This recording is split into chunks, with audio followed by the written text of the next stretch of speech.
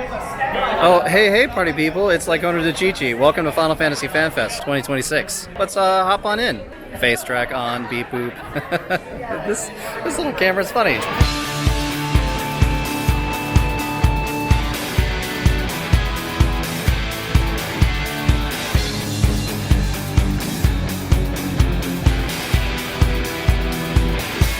Here's like the goodie bag that we got. I know it's a bit boring and not all set up for an unboxing, but there's some cards. I'm actually going to leave that sealed because my friend Bucket wants them over there across the lake. So I'm going to give that to him, but I'm going to try to open this up and see just how cumbersome it is. What do we got? Oh, we got these pins right here. That's really cool. Oh, can't see it because of the light. There we go. See those pins. Oh, and a book.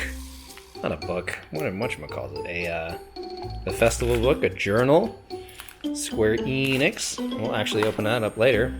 And then I think this is the hat. Yeah, look at that. That's cool. We'll open this guy up. And then put it on my head. And then, yeah, this is my hotel room. It's pretty boring. But, let's see if I could do this. Whoa! There you go. Hey, look at that. That's a silly movable hat. Yeah, it fits alright. You know, for my big old head. And I think that's it inside the bag. Let's go over here. Open this up. Yeah, small bag. You know, goodie bag. Pretty much, does exactly what it does. There's the hat. Here, let's open up this guy. That's what we're doing. We can't do it with one hand. We have to use two. And I'm setting the camera down. Should we get the big like reveal? Right? Ooh, yeah, that was a terrible reveal. But yeah, a little Final Fantasy fan book. Oh, look at that. That's cool. Look at the stickers in there. And then, oh wow, so many stickers. I love this sticker, my favorite. That is your average FanFest haul for coming out here, so hooray!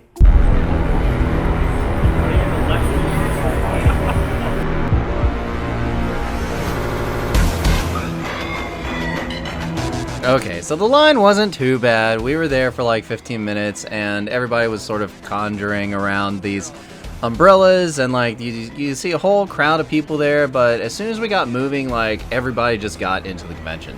And here it kind of split up into two lines, and we took the right path, and we got in a little bit sooner than the guys on the left, but yeah, this is pretty much the convention and all of the neat things that, you know, people are doing, and security, and there it is, and it looks so far away. Well, so we just got inside, and I don't know how good the audio quality is, but there you go. There's all of it over there. Oh my gosh, it's doing the face tracking thing. Hold on a second. No, don't do the face track. There we go. But you can see all the festivities. We'll get some close-ups here in a little bit later.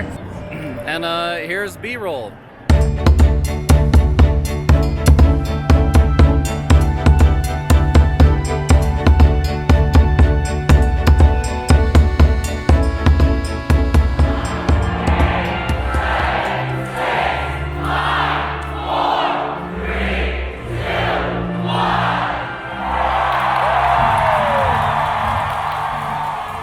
So at this point, no doubt you've already seen the trailer, and it was just an amazing experience. Like, the crowd was into it, I was into it, everybody was like, you know, recording it, and we got to see the entire reveal. But I'll post this full video if you want to look at the reactions like below.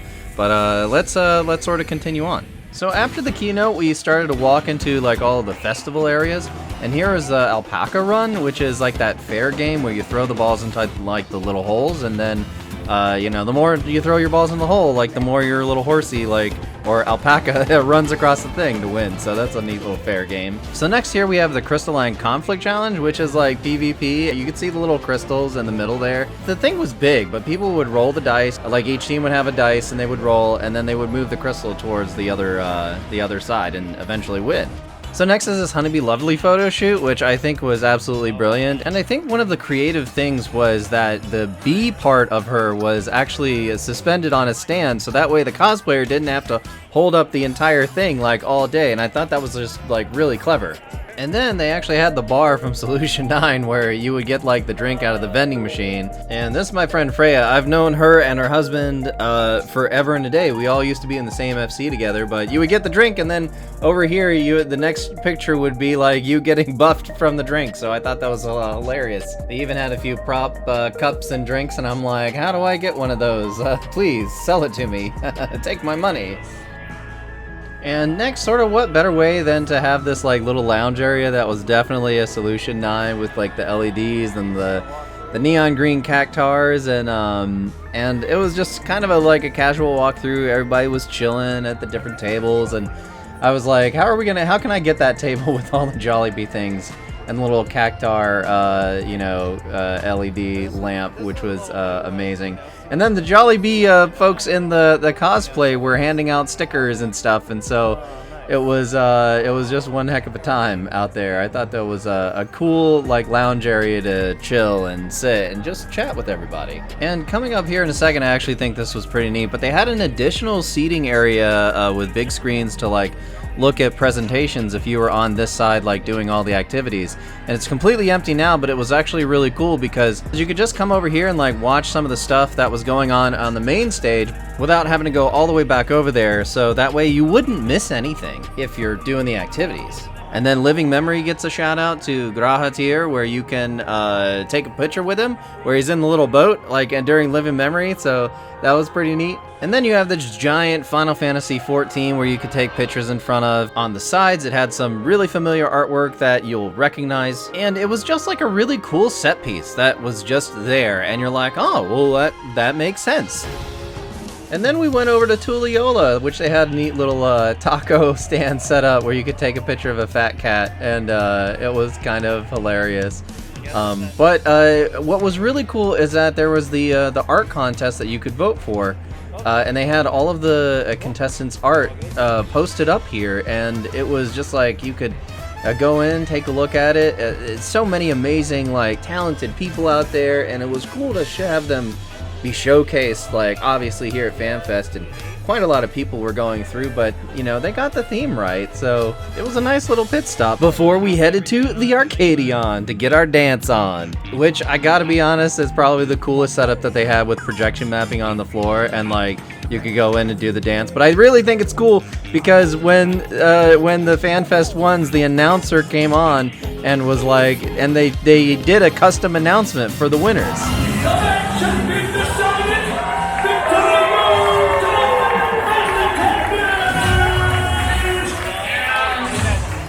And if you want to know what Dancing Green looks like from behind, well, here you go. And then as we got towards the end of the day, we had the piano concert by none other than the legends, Keiko and Amanda. And yeah, they sang. It was great.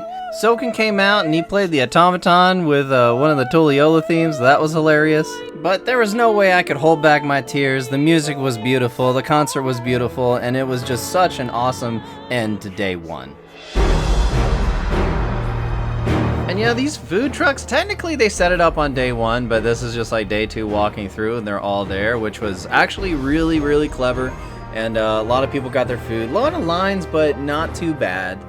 And then there was this circle where all of the cosplayers would gather and take pictures and like do cosplay things, and that was like the meeting place of a lot of folks. And I think the convention center just overall was just a very good choice. Because you had like the food, and it was quick to get to hotels. Like Disney was right across the street if you wanted to go to Disney and do like a whole big vacation. But one of the most interesting things that happened was there was a conference, another conference going on in the hall next to Final Fantasy, which was like an occupational therapy thing. And so it was quite hilarious to see a lot of people in business attire, like business suits and like proper, going to this other convention, and then having everyone in cosplay, dressed up as Makotes and Elvins and, you know, and tanks and all the like, you know, and it was just because you would see a group of cosplayers walk up, and then you'd see a group of business people walk up, and it was just like it was such a match made in heaven. I loved it so much, and hopefully they loved it too. And here in the middle is where they stream everything, and they have the cameras all set up to bring it to you like live. So I thought that was a really cool thing. And then there's the giant boom that had the sweeping camera shots, you know, so thank the guys for that. And then you can actually see the people in front getting ready for the concert. This was like in the morning on day 2, and they were there like all day in that mosh pit area to enjoy the Primals concert. So my hat's off to you guys. Like, you guys are the true gamers, like, out here. You guys are the true fans. Like, whew, I couldn't do that. Maybe if I was younger, but not anymore.